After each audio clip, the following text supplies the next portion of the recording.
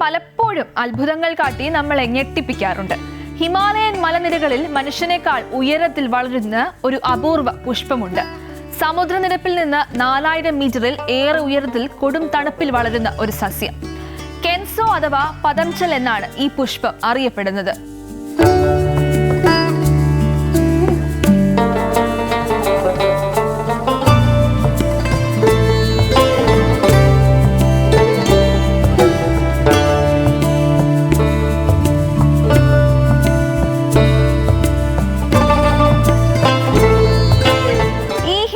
സുന്ദരിപ്പൂവ് വളരാൻ 7 മുതൽ 15 വർഷം വരെ സമയമെടുക്കും.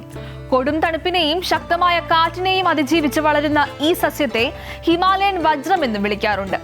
ഉത്തരാഖണ്ഡിലെ വാലി ഓഫ് ഫ്ലവേഴ്സിലാണ് കെൻസോ പുഷ്പത്തെ കൂടുതലുമായി കാണുന്നത്.